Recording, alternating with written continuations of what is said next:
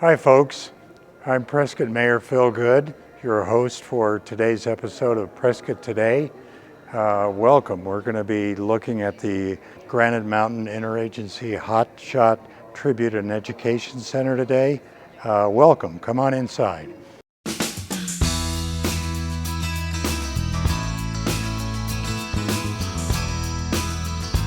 So I'm talking with John Marsh and Marty Reed today. And John, welcome to Prescott Today. Well, thank you, and welcome to the Granite Mountain Hotshot Center. Can you give us a brief history of the Granite Mountain Hotshots and the significance of why this Tribute and Learning Center is here? Well, the Granite Mountain Hotshots originally started as a fuels crew working for the city. Someone on the crew got the idea, let's form a wildland firefighting crew, and so they did. And for several years it was a Type 2 crew, and the idea came along, why don't we get certified as an Interagency Type 1? And that's when they became Granite Mountain. And of course, after their tragedy at Yarnell, the artifacts that was left on the station fence was collected, and that eventually led to the center here. I imagine there was a lot of interest in people being able to revisit and view all those many contributions that were put on the fence. And I know your son Eric was a leader of that crew, is that right? Yes, sir.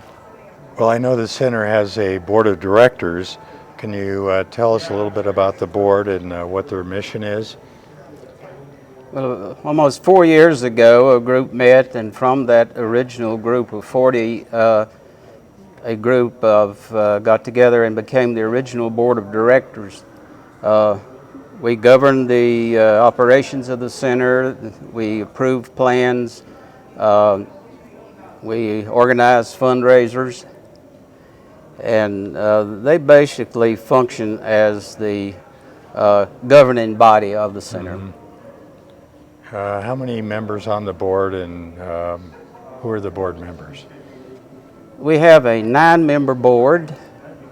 The members are representing the business community, Dan Russell and Jim Wren. 2 representing the firefighter community are firefighters Dennis Bushell and Tom Haney.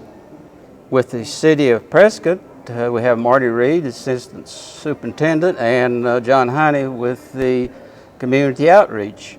Hugh Valley is former county employee, the emergency management, and he also works with the Wildfire Academy, and he's been working with some wildfire fighting in the summer. And we have 2 members representing the families, myself and Karen Norris, whose son was Hotshot Scott Norris. Yeah. Well, that gives you a broad representation into the community at large. I know the Hotshot Center here has been in the mall now for several years, and do you anticipate that it'll continue to stay here indefinitely? We hope to stay here for the foreseeable future, but eventually, in order to expand and offer more visibility of artifacts and learning possibilities, we need a larger facility. Well, there's certainly a lot of artifacts and material for visitors to view, and you even have some interactive displays here that people can utilize and find out more about not only the 19 and the tragedy at Yarnell, but also wildland firefighting in general and broadly, even across the country. Mm-hmm. We have throughout the year various fundraisers that they can participate in. They can go online and become a supporting member and by making contributions and donations to the center. And then, of course, we also sell merchandise as a fundraiser. Well, I know you've got a great board of directors, and I understand you have a lot of volunteers that help here too. How many volunteers do you have? How many would you like to have? And how would people approach you to maybe be a volunteer? The number varies. People move and get other jobs. We have between 20 and 30 volunteers, and of course we always have the faithful few. And if you're interested in volunteering, you can go on our website. You can come by the center here and get forms, and once you fill out the information and we check you out, then we have training sessions so that you will know about the center and what's going on. What are the hours of operation and days that are open? If you had more volunteers, could you expand those hours? How easy is it for people to visit and view everything here?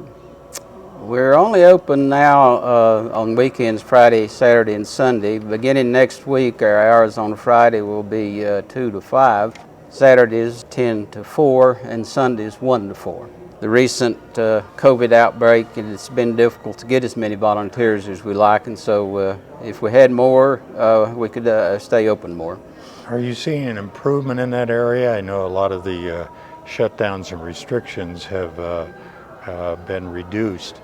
Are you seeing any increase in interest in visitors? From 2 years ago, we have seen an increase. We had to even shut down ourselves there for a short time, but it's beginning to pick up. So what is your website and Facebook page? How could people view that before they decide to come and visit? Our website and Facebook starts out with gmihc19.org, O-R-G, and that will take you to our Facebook page, website, and they can find information, and there's a lot of educational material there too. gmihc19.org. Granite Mountain Interagency Hotshot Crew, GMIHC. I think I might be able to remember that for a few minutes. 19's known all over the world. Yeah, it certainly is. Well, thank you, John, for that brief introduction. Maybe we can start taking a look at some of the exhibits. It'll be a pleasure, and welcome to the center. Well, John, we're here in front of this Arizona highway sign. Can you describe what this is and where people might see this other than here in the center? Well, several years ago, a guy from England visited the center, and he talked to the local elected officials in the newspaper, and he wanted to change Highway 89 to Highway 19 to order the Hotshots. And I said, "Woz, you can't do that." And so the idea was maybe we could make it a memorial highway. Yeah. And so I contacted the people, and they sent a 4-page application, which Chief Light filled out, sent in to the Names Committee in Phoenix.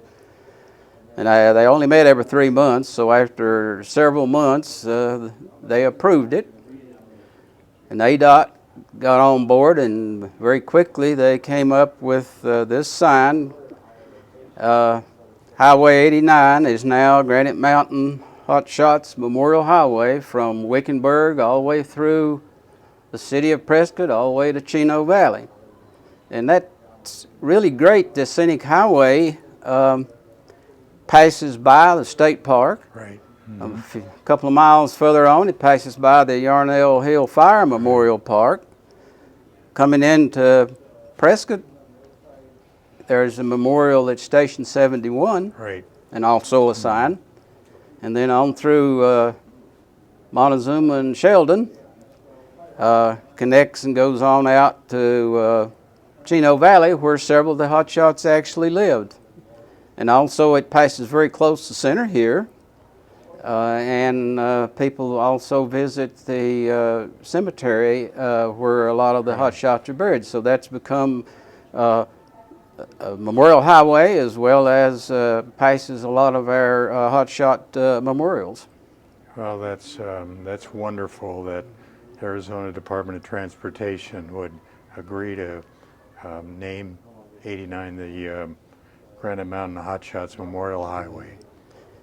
Was Taylor, the guy from England, when I asked for letters of support, which they required, the city of Prescott stepped up and wrote one, the city of Prescott Valley, a lot of private individuals in the center. Was wrote a 4-page handwritten letter to the names committee. And he watched the dedication that Chief Light arranged. Yeah. And he commented very shortly after it was over. He watched it in England.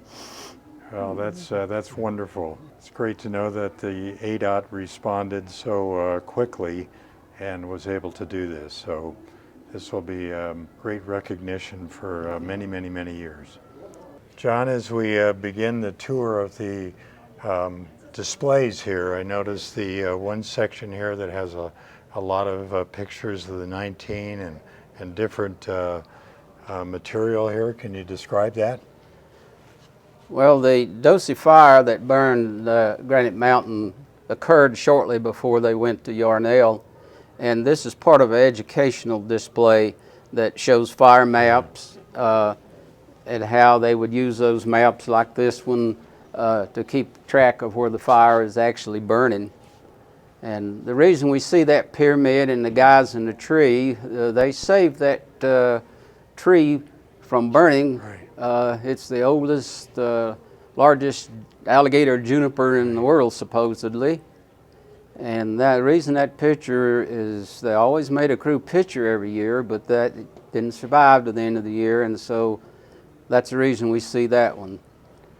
3 people are not in it. One was taking the picture, one had a hurt foot that day, and one was on another part of the fire. So that's why if you start counting, you won't find 20. Yeah, I know. I've hiked that area and took a little work, but I was able to find that big alligator juniper. And I know the Doce Fire happened not too long before the actual Yarnell tragedy.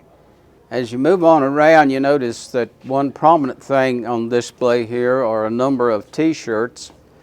These were left on the chain link fence around the parking lot at their station, and they're from all over the United States and even a few foreign countries.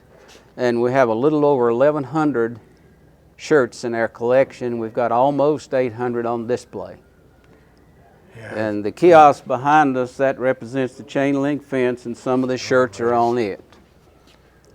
Yeah, I remember is that the number of dedicated shirts and other materials were put on that fence, and they were there for quite a long time.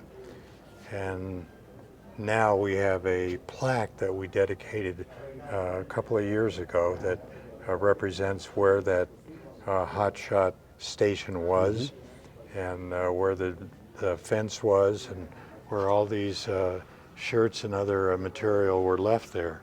Each shirt has a section of the fence number and a museum accession number, and some ladies made cloth bags to store each one in. It also has the same number.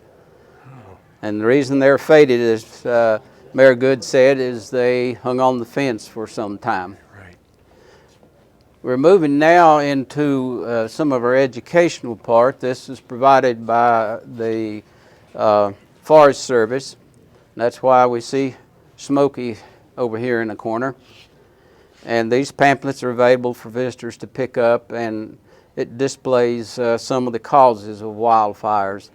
And not too many years ago, we had one near where I lived on Highway 89, and it was started by a person dragging a chain from his trailer. Mm-hmm. Yeah, we've had a number of those that have occurred. So this center is not just for memorializing, it's also for education and to hopefully have visitors understand more about the dangers of wildfire and the things that they might be able to do to prevent it. That's one of our main goals that we have, is to learn what a hotshot is. A lot of people didn't really realize that these guys are hand crews, and they don't ride a truck to the fire always. They may walk 5 or 10 miles. And one time they had to take canoes to get to the fire. Oh my gosh. Every year we try to have a Smokey Bear birthday party, mainly for the kids. We actually have Smokey Bear live. Should be able to come to see that at his birthday this year. Where would that be? Birthday party will be right here. I know he was kind of recognized as a symbol that President Teddy Roosevelt originally kind of started. So how old is he going to be? He's in his 70s. Well, he looks pretty good. We're moving into the retail section of the center, and as you can see, we have various shirts. You can get a coffee mug, of course.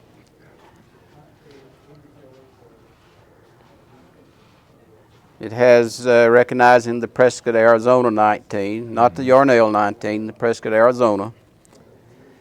And you can buy various shirts, caps, and also we handle the firefighters' charities merchandise too. And so over here.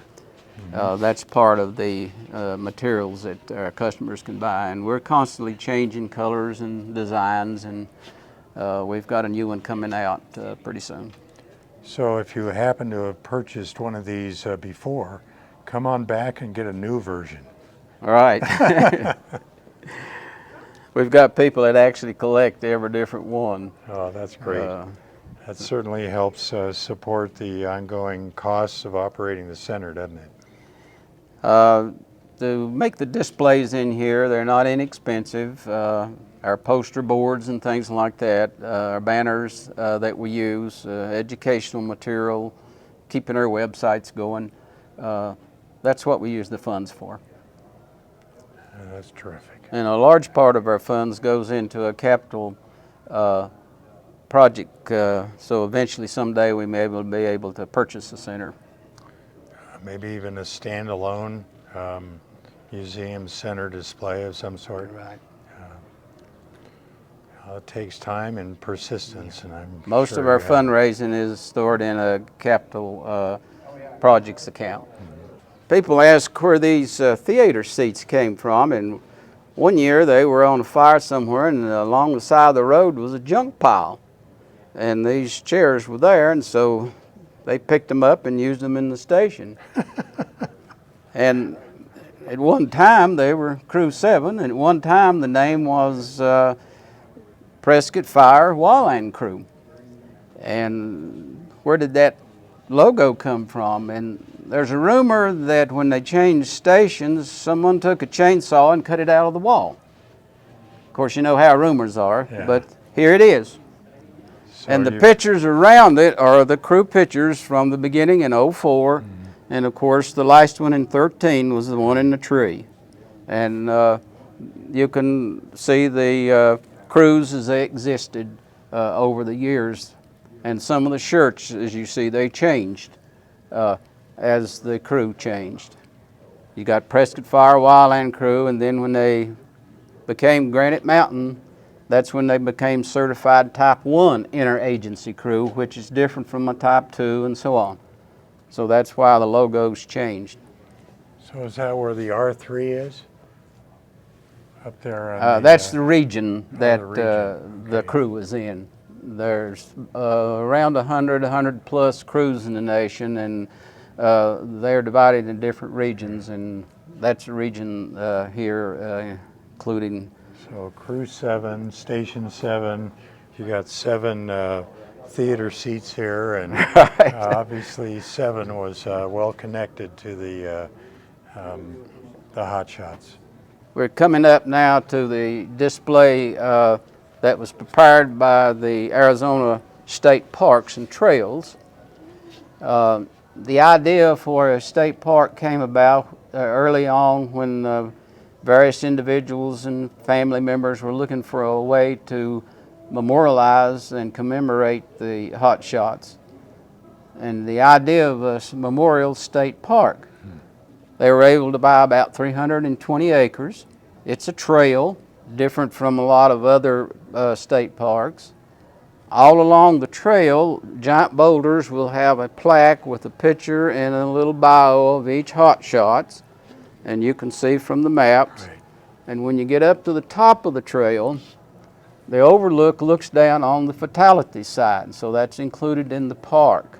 when designing the fatality site, there's 19 gabions representing the 19 joined together as they were a crew with chains and a boulder between them. And inside the circle, which is only a 40 or 50 feet diameter, are iron crosses where each of the hotshots perished. And so that concludes the trail. Well, we've got, what, about 2.5 miles. So this is really different than a lot of memorials. People can park and actually hike up those heights and the trails and be able to stop periodically and learn a little bit about each one of the 19. And then as they reach the top, they'll have a chance to look down on the fatality site. So in a way, they're kind of experiencing the hiking and the height and some of the other physical aspects of how the hotshots ended up here and the tragedy that developed afterwards. Exactly. The trail is kind of like what they might hike in more than 2 miles sometimes, carrying all their gear, the chainsaws and whatever. And in the parking area, you do have a bronze statue with a chainsaw. And we were visiting the area one day, and to get out of the parking lot, you got to go up steps. And there was this Native American coming down the steps with a chainsaw, full backpack and gear. And it looked kind of strange. What's he coming off a state park trail with a chainsaw? And he had made the hike all the way to the fatality site, 7 miles round trip, carrying his pack, the chainsaw, and he did that to honor the 19. And when he got to the parking lot, he wanted us to take a picture of him with the guy with the chainsaw. And we have a video display, and people leave memorabilia at the state park, and people are collecting that, and in the future I'm sure they'll do something with that. So were these challenge coins left? They were left at the state park, and they collect all this and store it, and they have just a few here for display. As we move on over here to this corner, we see a few items that were left at the station. That's why they're not faded. That shirt's from Germany. The guy who painted that picture there is a quadriplegic. He held the paintbrush in his teeth. Oh my gosh. And on around in the very corner is some things from the movie. Red hat up there was worn by Josh Brolin in the movie. To indicate how things work, those two T-shirts look alike, but one is actually belonged to a hotshot, and the other one is a movie prop. And just for fun, which one is the movie prop and which is the real shirt? Well, that would be... Can you figure that out? That would be difficult to figure out, but I don't know, Josh Brolin probably was he's a pretty big guy. I don't know, I'll guess to the left side. The left side is what? This one here. The real one or the movie shirt? The prop shirt. It is a prop shirt. They faded them to make them look real. They were shooting the scene one day, and he asked what was wrong with it, and I said, well, the shirts are clean. They just got their new shirts and uniform. And I thought they'd moved and made a mistake in that hat. You see, that's a city logo on the front. Oh, yeah. Well, when they were Prescott Fire Wildland crew, that's the hat they had. So they had two hats. And then when they became Interagency Hotshots and took the name Granite Mountain, that's when they put the logo, as you see on the shirts, on each side of the helmet. Well, I figured I had about a 50-50 chance of getting this right. But one of the things that I think a lot of people who've seen the movie may not be aware of, but Josh Brolin actually worked as a wildland firefighter early in his career or before he got into acting. So I'm sure that helped him to make his character much more real and believable. Well, a lot of people ask is how authentic or how Hollywood it is. One of the advisors had been a hotshot for about 5 or 6 years. He was an advisor. The former wildland crew chief was a character in the movie as well as an advisor. The survivor was an advisor. The wives of one of the hotshots was an advisor. They consulted with the Forest Service, and so it was real down to if they had a scene with one of the crew members that had a tattoo, they had a file there and they painted the tattoo on him. Yeah. Of course, naturally, they couldn't go out in the National Forest and set it on fire to shoot a fire scene, so they had to create that Hollywood style. But in the display case you see here is just a sample of over 7,000 items that was left around and on the fence. And you got a few more of them up here. And there's one small picture of the fence section there. There's a video that you can go online and see and view the entire fence as it was filmed. And so this is just a small sample. That case is full of posters and artwork, sculptures in the window. Some guy left the cross there with names. It's on wheels and has a padded shoulder, so he rolled it around and people signed it, and he left that on the fence. Well, I think this is such an important memorial and such a great educational experience, something that needs to be maintained and made available to everyone who ever has concern, appreciation, or even risk of a wildfire wherever they may live or visit. Well, 70% of wildfires are man-caused, and so if that could be eliminated, we wouldn't have tragedies like we have. Indeed. And these displays here on these kiosks, there's one for each of the firefighters. You have a picture of him, you have a bio, sometimes comments, and people come in here and they look at them and they recognize friends they went to school with maybe. They go around and read the information about each one of them. And so the photos may or may not be in the photo here, but it does show what they actually do on a fire. And if you have to hike 10 miles into the fire, you got to carry a chainsaw and the fuel and that pack that you see on their back. So this is the tribute part of the center here, and where people can get an idea about each of the individuals.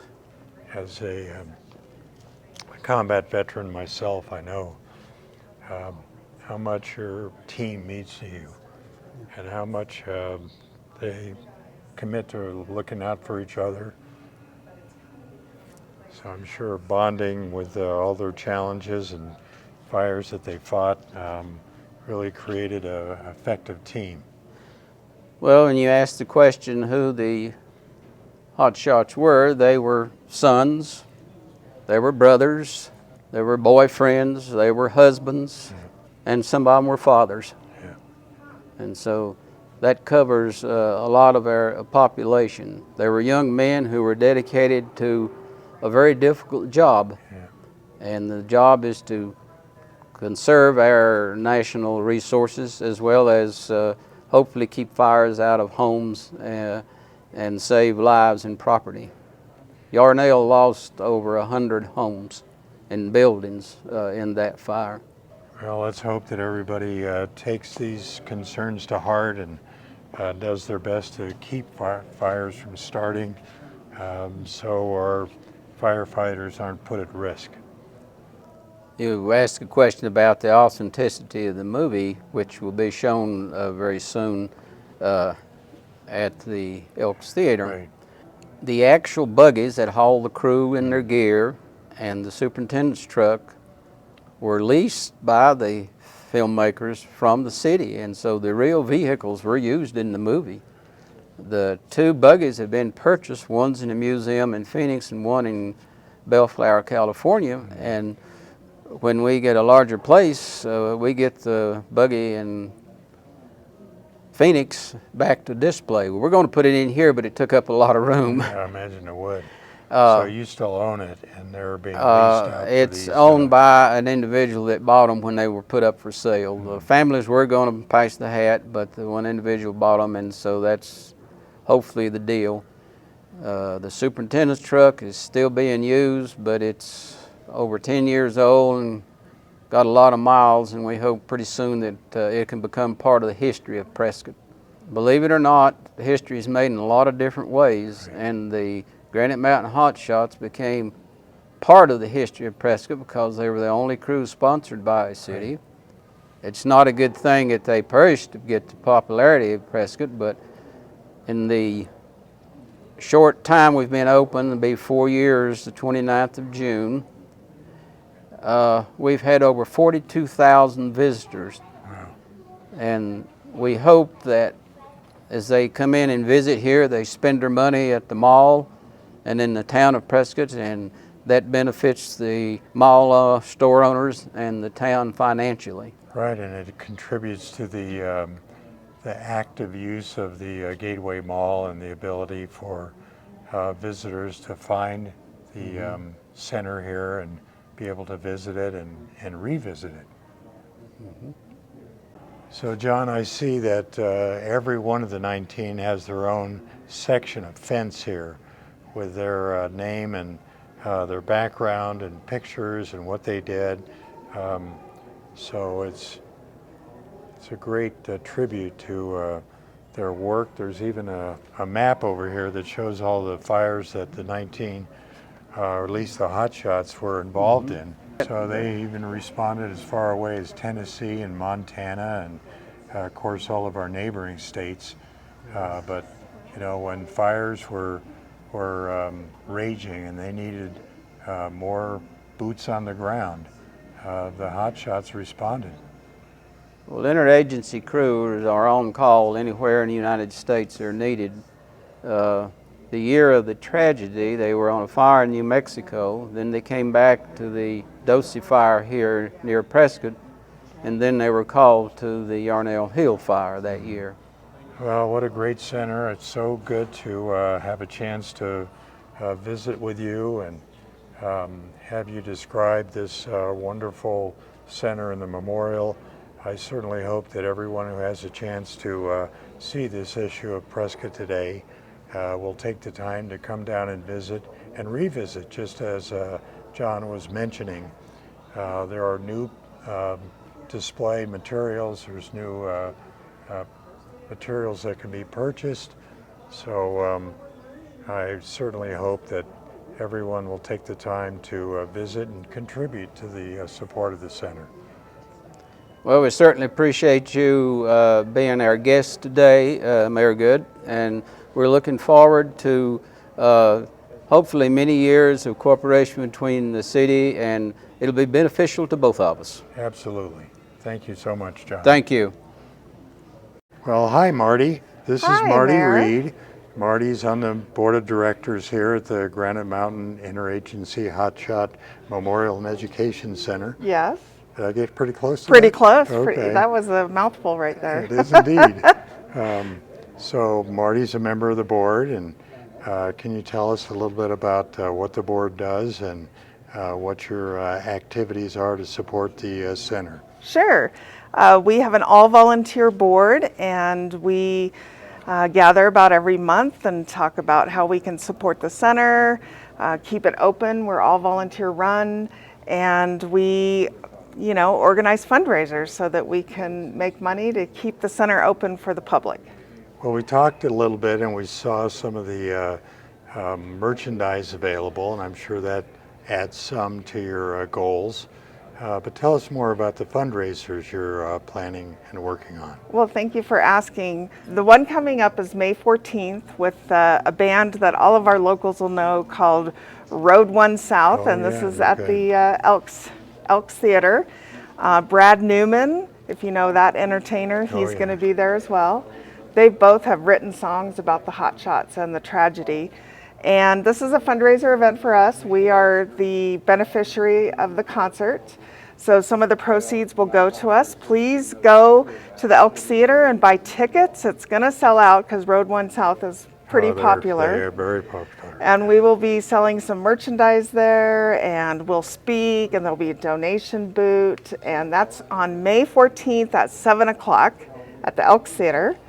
And then I want to invite everyone to our 4th anniversary of opening the center. I can't believe it, but we've been open 4 years already.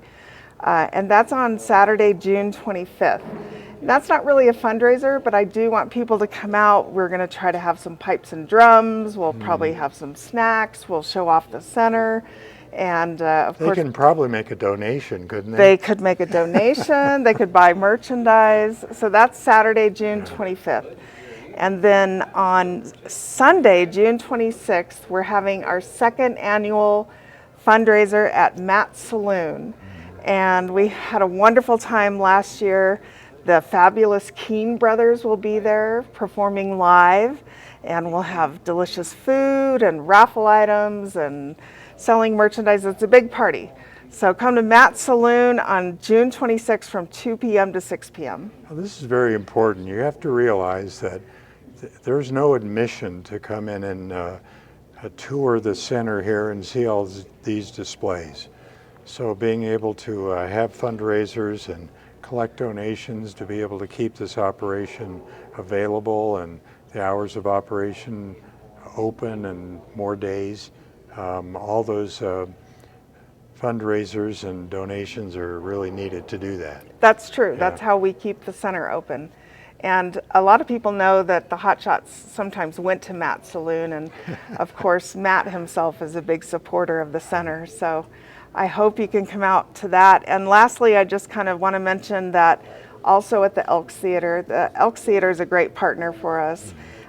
They will be showing the movie Only the Brave on June 30th, the anniversary of the tragedy, and we'll be there as well in the Elks Theater. If I recall, and I've seen that movie a number of times, I think there was a scene in Matt's Saloon. There wasn't was. there? Yeah. Well, it was a wasn't- Matt that's Saloon. right. A replica. A replica, that's right, Matt's that's Saloon. right. So we will have all this on our Facebook and website, and you can always make a donation online, and this is really, like you said, how we stay open. The website again is gmihc19.org. And same thing for the Facebook, if you're a Facebook follower. Well, thank you, Marty. It's been a pleasure to see you again, and I'm so excited that we have so many really well-connected members of the board that can reach out and to the community at large for support, and certainly visitors and tourists can also make a contribution. Yes, yes. So thank you, Marty. Thank you, Mayor. We appreciate you coming here. Terrific. Well, that's all for our show today. Thank you all for watching. I want to specifically thank our guests, John Marsh and Marty Reed, here at the Granite Mountain Interagency Hotshot Tribute and Learning Center. It's been a great show, and I'll look forward to seeing you at the next episode of Prescott Today.